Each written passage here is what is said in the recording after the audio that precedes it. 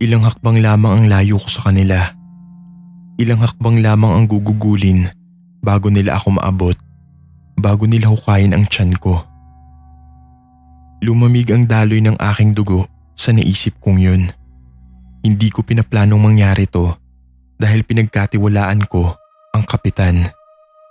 Sa pagkakataong yun, dun ko lang napagtanto na wala ng mga bawang na nakasabit sa loob ng kanyang bahay. Lahat ay nasa labas lamang.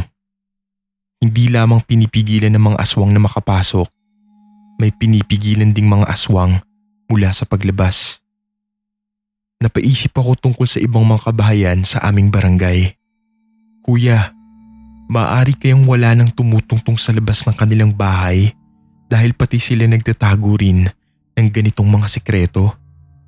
Na hindi na lamang aswang ang kayang kumitil ng buhay, pero pati na rin ang mga dapat nakakampi sa oras na ganito. Ilan pa ang katulad ng kapitan? Susugod na ang batang aswang sa aking harapan. Pilit kong iginalaw ang aking sarili paatras. Ngunit tuluyan lamang akong natumba sa sahig kasama ang upuan. Akala ko'y mamamatay na ako sa susunod na segundo. Akala ko'y susunggaban na ako ng mag-ina at tuluyan na magiging madugo ang kwartong ito. Saka ko lamang nakita na nakatali ang kanilang mga paa. Anumang subok nila na puntahan ako ay napupunta lamang sa wala dahil sa higpit ng pagkakagapos nila. Inis na hinampas ng kapitan ang kanyang asawa gamit ang bato na hawak niya. Gumiwi ito sa sakit at agad na pinalisikan ng mga mata ang lalaki. Minura ito ng kapitan at paulit-ulit ang paghampas niya sa mukha nito. Mas lalo lamang na bumibilis ang kabog ng aking dibdib sa nangyayari. Akala ko ba'y naririto ako upang gawing pampakain. Nang tuluyan ng dumugo ang ilong ng kanyang asawa, ay saka lamang niya yun tinigilan. Katatapos lang raw nitong kumain. Ngunit ngayon ay umaapaw na naman ang katakawan nito. Nagagaya raw tuloy ng kanyang anak. Lumingalinga ako sa paligid. Dahil ako'y nahulog sa sahig, mas naging madali sa akin na makita ang isang nakahandusay na babae sa baba ng kama. Punit ang bestida nito at naliligo sa kanyang sariling dugo. Nakadapa ito at ang mukha ay nakaharap sa kabilang banda kung kaya hindi ko makilala ang bangkay. Ngunit hindi na panatag ang loob ko. Magiging kagaya niya rin ako. Nakahandusay, wala ng buhay. Pinagpiestahan na ang mga lamang loob. Kuya, hindi ko maipaliwanag kung gaano kabilis ang takbo ng puso ko noon. Nais kong tanggalin ang mga mata ko sa babaeng nasa baba ng kama. Ngunit nakapako lamang ako roon. Bumabaligtad na ang sikmura ko. Kaunti na lamang ay masusukan na naman ako. Nilapitan ako ng kapitan at itinayo ang aking upuan. Nagtama muli ang mga tingin namin ng kanyang asawa at anak. Hindi rin yun nagtagal dahil muli nilang sinundan ang bawat kilos ng kapitan.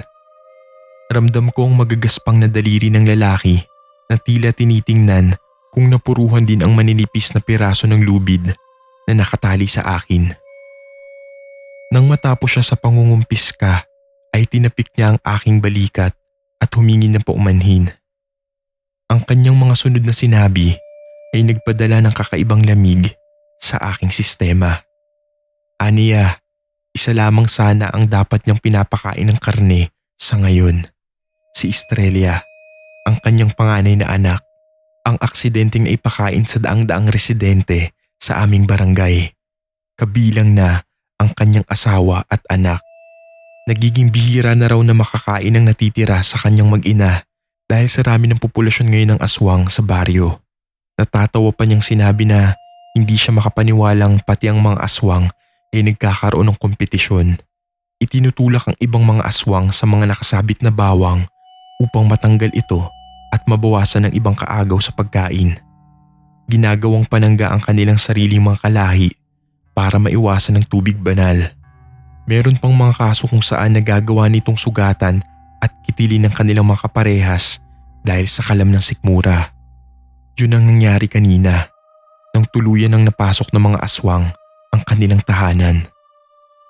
Kuya, nakakakilabot ang estratehiya ng kapitan. Ayon sa kanya, ang mga kadalasang humihingi ng tulong sa kanya ang ginagawa niyang pangtustos sa pangangailangan ng kanyang mag-ina. Hindi ako ang pinakaunang biktima. Gusto ko siyang sigawan. Sigawan na hindi ito tama, na kami ay mga taong dumidepende sa kanya. At sa lahat ng tao rito sa probinsya, siya dapat ang unang nagliligtas sa amin mula sa mga ganitong pangyayari. Ngunit walang magawa ang aking bibig, kundi umawang sa bawat salitang nilalabas ng kanyang labi. Hanggang rito pala ang kayang abutin ng isang tao sa ngalan ng salitang pamilya. Ngunit alam ko ang katotohanan, hinding-hindi maibabalik sa dating kalagayan ang kanyang asawa at anak. Kapag ikay nagsimula ng makakain ng karne, hahanap-hanapin mo na yun. Walang ibang paraan para mabaligtad ang epekto nito sa mga taong naging aswang na. Sinabihan niya pa akong huwag mag-alala dahil umaga na at gabi niya lamang pinapakain ang kanyang mag-ina upang hindi naman siya pagsuspetsahan ng kanyang mga kaanib. Matapos ang mga katagang yun ay isinuot niya na ang kanyang jacket at nilisan na ang kwarto. Narinig ko ang galaw ng isang susi sa pinto. Sa oras na yun, napagtanto kong ikinulong niya kaming lahat. Ilaw lamang mula sa mahinang bumbilya ang liwanag sa kwarto. Ang bawat bintana ay tinakpan ng pinagtagpi-tagping yero mula sa labas. Muli upang walang makapasok at wala ring makatakas. Upang walang makakita sa kanyang pinapairal na kademonyohan sa kanyang mga nasasakupan. Hindi ito ang buhay na ipinangako ko sa sarili ko, kuya. Kung alam ko lamang, sana hindi na lang ang kapitan ang tinawagan namin ni Rocco. Si Rocco, kumusta na kaya ang katawan niya? Unti-unti na namang bumabalik sa aking isipan ang imahe kung paano nahati ang katawan niya sa dalawa, kung paano kumarera papalabas ang kanyang bituka, kung paano yun hinabol ng mga aswang na tila ba'y mga mangingisda kami at siya ang aming ipinapain sa daan-daang mga isda. Hindi ako papayag na mamatay ako sa kamay ng mga aswang. Hindi ako matutulad kay Rocco. Hindi ako magpapatinag sa takot at kaba. Kailangan kong mabuhay. Minasdan ko ang mga aswang. Parehas silang nakapako pa rin ang mga mata sa akin. Ngunit parehas ko, nakagapos din ang kanilang mga kamay at paa. Hindi na rin dumurugo ang ilong ng babae. Bagamat may mantsa pa rin iyon sa maputla niyang balat. Alam ko ang bagay na yun. Ayon sa mga haka-haka, may sariling abilidad ang mga aswang na gamutin ang kanilang sarili. Ngayon hindi na lamang haka-haka ang kaalamang iyon. Kaya na may alam kong wala akong laban sa kanila. Kahit putulin ko pa ang lahat ng kanilang kamay at paa, tutubo at tutubo lamang iyon pabalik basta't meron silang nilalasap na karne. Nilingon ko ang paligid. Sa aking kaliwa ay may nakatayong kahoy na aparador. May pumasok na ideya sa aking isipan. Iginalaw ko paunti-unti ang aking upuan papunta sa direksyon ng aparador. Ipinosisyon ko ang aking mga gapos sa kamay sa likod at iniharap yon sa gilid nito. Dahan-dahan kong ikiniskis ang manipis na lubid na nakatali sa aking kamay sa matalim na bahagi ng aparador. Nakatitig lamang sa akin ng mga aswang habang ginagawa ko iyon. Hindi ba't gising sila buong gabi? Bakit ay tila hindi man lamang sila inaantok? Dahil ba yun sa pagkasabik nilang kainin ako? Hindi ko sila pinansin at patuloy lamang na pinatatamaan ang lubid sa kahoy. Alam kong mapuputol din yun sa kahit anumang oras. Napatingin ako sa orasan na nakapatong sa maliit na mesa sa tabi ng kama. 8:00 pa lamang ng umaga. Hindi magtatagal ay kakayanin ko ring mapigtas ang gapos. Tinanong ko ang mga aswang kung anong oras uuwi ang kapitan. Hindi na akong umasang sila'y sasagot. Hindi marunong magsalita ang mga aswang, pero dalawa lang naman ang kalalabasan ng araw na ito. Makakatakas ako o gagawin akong hapunan ng mga yon. Hindi ko inaasahan ang sumunod na pangyayari.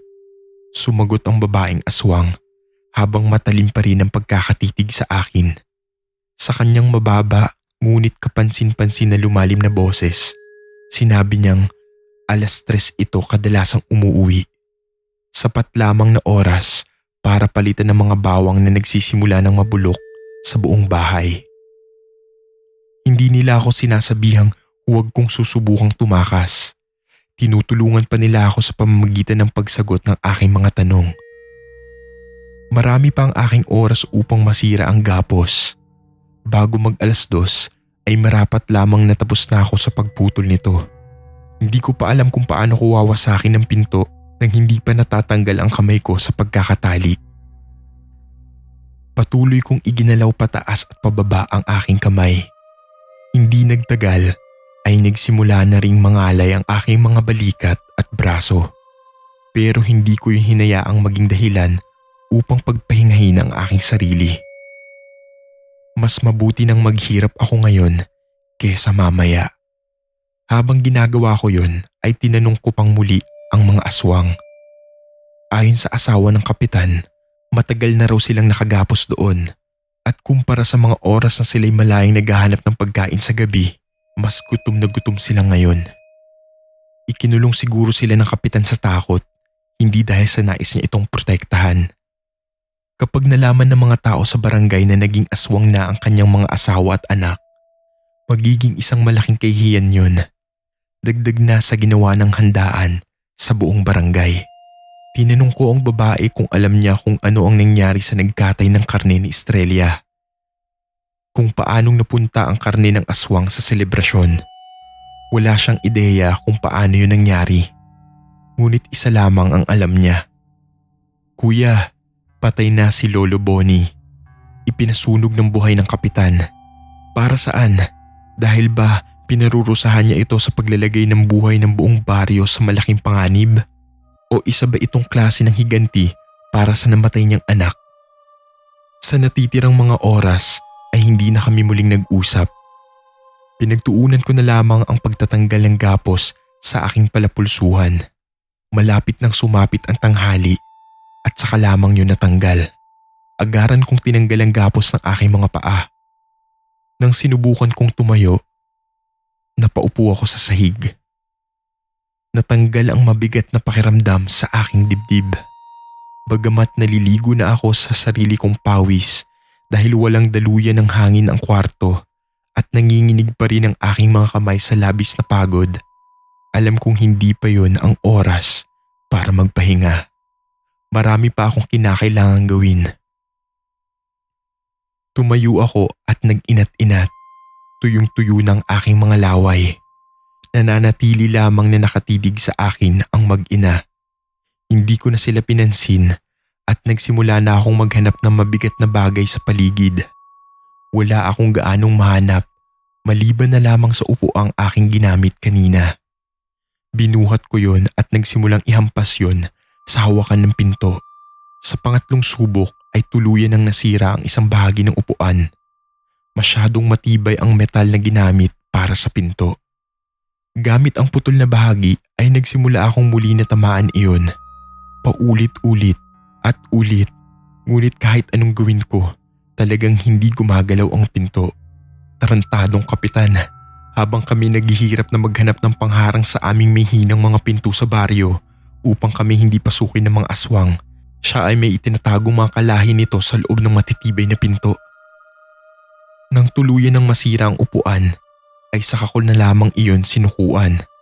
Walang paraan para mabuksan ang pinto. Malinaw na sa akin. Ang tanging tsansa ko lamang na makatakas ay ang pagdating ng kapitan. Siya ang naghahawak ng susi. Susubukan kong lumisan sa mga pagkakataong yun. Sobra na ang pawis na nilalabas ng aking katawan. Mas nangihina ako dahil sa init sa loob ng kwarto at sa labis na pagod. Umupo muna ako sa sahig upang habulin ang aking hininga. Nang ibinaba ko ang aking katawan, nakita ko ang 1 litrong bote ng tubig sa tabi ng kama malapit sa mga aswang. Sigurado akong tubig yun dahil hindi pa natatanggal ang plastik na nakapalibot sa takip nito. Napatingin ako sa mga aswang. Pinagmamasdan pa rin nila ang aking bawat kilos. Biglang nagsalita ang babae. Aniya, hindi niya kami sasaktan sa isang kondisyon. Tiningnan ko lamang siya. Tumaas ang balahibo ko sa kanyang mga kataga. Gusto raw nilang kainin ng kapitan upang tuluyan na silang makatakas dito. Kapag nangako akong tutulungan ko sila, hindi nila ako sasaktan. Nagulat ako sa inasal ng babae. Ngunit hindi ako nagdalawang isip at agarang tumango. Sinagot ako ng babae sa pamamagitan ng pagtango at pagtingin sa bote ng tubig. Unti-unti akong tumayo at lumapit sa gilid ng kama. Sinubukang gumalaw ng kanyang anak na lalaki pero agad niya iyong siniko. Mabilis kong kinuha ang bote at bumalik sa aking pwesto, malayo sa kama. Dali-dali kong binuksan ito at nilaklak ang tubig. Ramdam ko kung paano ito kumalat sa aking lalamunan. Pakiramdam ko'y taon akong hindi nakatikim ng tubig. Nang naubos ko iyon ay itinapon ko ito sa gilid. Pinulot ko ang pako mula sa sirang upuan na nasa sahig. Ipinasok ko ito sa aking bulsa. Pinangakuan ko ang babae na ibibigay ko yon sa kanila kapag narito na ang kapitan upang magamit nila yon para sa kanilang mga lubid. Hinawakan ko ng mahigpit ang isang kapirasong kahoy mula sa sirang upuan. Pumwesto ako sa likod ng pinto nang sumapit na ang 3:00. Hindi nagtagal ay narinig ko na ang pagdating ng motor sa labas ng bahay. Alam kong yun ang kapitan. Ipinosisyon ko ang aking sarili at ibinato sa aswang ang pako. Matatagalan silang gamitin yun sa lubid. Ngunit bibigyan ako nito ng karampatang oras para makatakas. Narinig ko na ang pagbubukas ng pinto ng kapitan. Sa segundong nakapasok siya sa kwarto, agaran kong hinampas ang kanyang likod gamit ang tabla ng kahoy. Napaluhod sa pader ang kapitan. Akmang itinutok niya ang baril mula sa kanyang sinturon nang pinalo ko ang kanyang daliri. Tumilapon ang baril pailalim sa kama. Tumayo ang kapitan. Inilagan niya ang aking susunod na tama at binigyan ako ng malakas na suntok sa muka. Ramdam ko kung paano pumutok ang aking labi. Agad kong nalasahan ng dugo pero hindi ako nagpapigil. Muli kong hinampas ang kapitan ngunit naharangan niya yun muli. Sapilitan niyang inagaw ang tabla mula sa akin. Nang tuluyan na yung mapunta sa kanyang kamay, agaran niya akong pinaulanan ng hampas. Sa braso, ulo, likod, binti, palipat-lipat ang sakit na aking nararanasan sa kamay niya. Ramdam ko kung paano namamanhid ang bawat parte ng aking katawan. Ngunit sa huli, bumabalik lamang ang sakit sa bawat hampas na kanyang ginawa. Itinapon niya ang hawak niyang tabla at itinayo ako sa pamagitan ng paghawak sa aking kwelyo. Hindi ko na siya makita ng maayos. Nanlalabo na ang aking mga mata mula sa sakit na aking tinamo. Higit sa lahat, sa tingin ko'y namamaga na rin ang aking buong mukha. Tumawa siya sa estado ko. Pagkatapos yun, ay dinuraan niya ako sa mukha. Sa pagkakataong yun, ay may pumasok sa teorya sa aking isipan. Si Rocco, kung nailigtas din ba siya sa mga oras na yun, gagawin din ba siyang hapunan ng kapitan para sa kanyang pamilya? Ilang tao na ang napunta sa sitwasyon ko kanina. May mga tao rin kaya nakatakas. Dumapo ang tingin ko sa nakandusay na babae sa sahig. Dahil sa pagkakadapa niya, maayos kong nakita ang mahigpit ng pagkakatali ng lubid sa kanyang matigas ng kamay. Hindi aswang ang pumatay sa kanila. Iginapos sila ng kapitan at itinapon sa harap ng kanyang mag-ina. Walang kalaban-laban. Nakakulong sa 4 na sulok ng kwartong ito kung saan nahaharangan ang lahat ng maaaring gawing lugar sa pagtakas. Hindi ko man lang nga alam kung umulan ba uli ngayon, kung ano na ang itsura ng bahay namin. Ang garapon na naglalaman ng mga abon ni Lola, naroon pa kaya yun sa bahay? Kahit naging aswang na siya, kailangan ko pa rin ikalat yun sa dagat. Gustong-gusto niya ang pagligo sa dagat. Masasama ang aswang dahil wala silang pagpipilian. Walang ibang maaaring kainin. Ngunit ang tao, nakakapag-isip ng maayos. Pinipili nilang maging masama. Pinili ng kapitan na maging masama. Nakita ko ang paggalaw ng babaeng aswang sa kanyang mga kamay. Maluwag na ang gapos. Buong puwersa kong tinanggal ang kamay ng kapitan sa aking damit at itinulak siya sa kama. Doon, agad siyang inabot ng kanyang asawa. Nagpupumiglas ang lalaki. Pilit na kumakawala mula sa mahigpit na hawak ng babae sa kanya. Sa isang iglap, umulan ng tubig sa kwarto nang punitin nito ang kanyang tiyan. Ramdam ko ang pagbagsak ng mga patak nito sa aking muka at higit sa lahat, narinig ko ang huling sigaw ng kapitan. Dahan-dahan kong pinulot ang nahulog na susi ng kapitan sa sahig. Nilisan ko ang silid. Tahimik kong isinara ang pinto at kinandado iyon. Walang makakalabas sa kanila dahil walang gamot ang pagiging aswang. Kahit pa ika-ika ay pinilit kong binuhat ang aking katawan upang makalakad ng maayos. Punong-puno ako ng galos at mga sugat. Punit ang isang bahagi ng aking pantaas. Binuksan ko na ang pinto papalabas. Agad na tumama ang sinag ng araw sa aking mukha. Mainit ngayon. Mataas ang araw. Kahilang langit. Ramdam ko ang tingin sa akin ng mga kapitbahay ng kapitan. Hindi ko sila tinapunan ng tingin. Hawak ang susi. Nagtungo ako sa kanyang motor. Bagamat nangihina, sumakay ako roon. Tumama ang tingin ko sa refleksyon ko sa side mirror. Namamaga ang kalahati ng aking muka. Naroon pa rin ang talsik ng dugo mula sa pagkamatay ng kapitan. Gamit ang natitirang tela sa aking damit, pinunasan ko iyon. Ipinasok ko na ang susi at pinagana ang sasakyan.